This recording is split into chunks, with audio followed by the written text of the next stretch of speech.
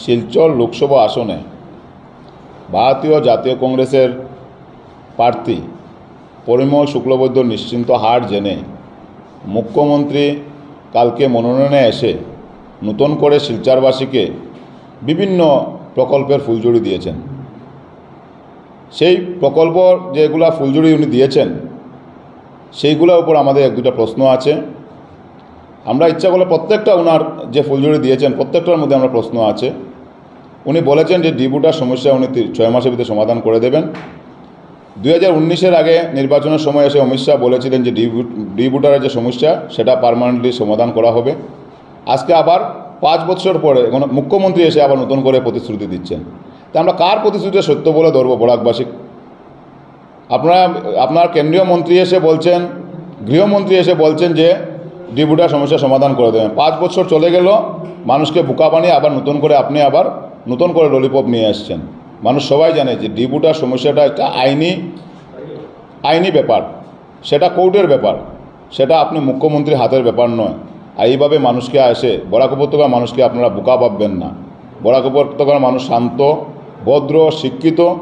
বরাক উপত্যকার মানুষকে বারবার এসে আপনি বিভিন্ন নতুন কথা বলে নতুন প্রতিশ্রুতি দিয়ে বরাক উপত্যকার মানুষকে আর আপনি বোকা বানাতে পারবেন না। কোথায় গেল আপনার প্রতিশ্রুতি? আপনার যে 2টা উড়ালপুল বানানোর কথা ছিল শিলচর শহরে, কোথায় গেল আপনার এলিভেটেড করিডোর, যেটা শিলচর কালান রোডে জাতীয় সড়কে যে এলিভেটেড করিডোর আপনি বানাবেন বলে আপনার ক্যাবিনেট ডিসিশন নিয়েছিলেন, সেইগুলা কোথায়? আজকে যে আপনার মিনি সচিবালয় গত 10 বছর ধরে সেটা কাজ চলছে, এখন মধ্যে 20% কাজ হয়নি।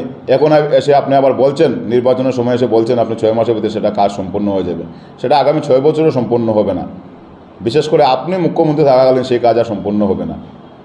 জেলা গ্রন্থাগার ভবন আজকে এতদিন ধরে সেটা একটা হিম করে ছিল, কেউ জেলা গ্রন্থাগার ভবনে কতটুকু কাজ হয়েছে সেটা কেউ জানে না। আজকে এসে নির্বাচনের সময় এসে আপনি নতুন করে প্রতিশ্রুতি দিচ্ছেন সেটা ইতিমধ্যে কাজ সম্পন্ন করে নেবেন। আজকে যেভাবে স্থানীয় বেকারদের সাথে আপনি যে বৈষম্যমূলক আচরণ করেছেন, বিশেষ করে এটা যুগ ধরে প্রথা চলে এসেছিল যে 3য় শ্রেণী এবং 4র্থ শ্রেণীর ছেলেমেয়েরা, মানে আসনগুলা লোকাল স্থানীয় ছেলেমেয়েরা, বেকার যুবক যুবতীরা চাকরি পায়। কিন্তু আজকে দেখা যাচ্ছে আপনার আমলে, আপনি মুখ্যমন্ত্রী থাকার আমলে এই 3য় শ্রেণী এবং 4র্থ শ্রেণীর চাকরিটাও আপনার ব্রহ্মপুত্র উপত্যকা থেকে এসে এখানে মানুষ চাকরি করছে। আমরা ব্রহ্মপুত্র উপত্যকাতে আসলে আমাদের কোনো ইয়ে নেই, কিন্তু আমাদের স্থানীয় বেকাররা কোথায় যাবে সেটা নিয়ে কি আপনি একবার ভেবেছেন? আপনি প্রতিশ্রুতি দিয়েছিলেন মুখ্যমন্ত্রী হওয়ার আগে, নির্বাচনী প্রতিশ্রুতি ছিল আপনার বছরে 2 লক্ষ চাকরি দেবেন। আজকে আপনার 3 বছর সম্পূর্ণ হওয়ার পর 88,000 চাকরি দিয়েছেন। সেটার মধ্যে 2% চাকরি বরাক উপত্যকার মানুষ পায়নি।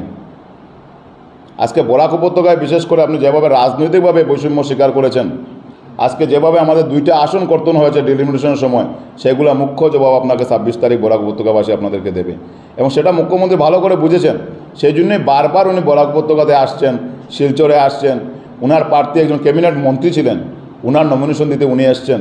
আমরা আজকে পত্রপত্রিকায় কে নমিনেশন দিয়েছেন সেটা আমরা খুঁজে পাইনি। আমরা দেখেছি মুখ্যমন্ত্রীর চেহারা।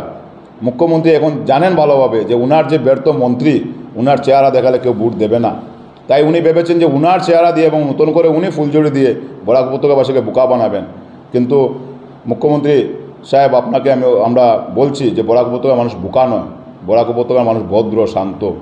আপনি সেটার কোনো সময় এটা মিসইউজ করবেন না। বরাক উপত্যকার মানুষ আপনার এই কথা আর প্রতিশ্রুতি থেকে বিশ্বাস করবে না, রাখেননি। সবসময় বরাককে বিশেষ করে আপনার আমলে বেশি করে আপনার বরাককে বৈষম্য করা হয়েছে রাজনৈতিকভাবে, সামাজিকভাবে, শিক্ষার ক্ষেত্রে। আজকে হায়ার সেকেন্ডারি দিয়ে একটা ছাত্র গ্র্যাজুয়েশনে অ্যাডমিশন নিতে গেলে সিইউটি এক্সাম দিতে হয়, সেই সিইউটি এক্সামের সেন্টারটাও বরাক উপত্যকাতে নেই। আপনার শিক্ষা বিভাগ সেটা চালু করেছে। মানুষকে বরাক উপত্যকার মানুষকে যেভাবে আপনি হয়রানি স্বীকার করছেন, আজকে সমগ্র আসামে জায়গা কেনাবেচা হয়, সাব রেজিস্ট্রার অফিস খোলা, কিন্তু আমার শিলচরে আজকে 3 মাস ধরে সাব রেজিস্ট্রার অফিস বন্ধ।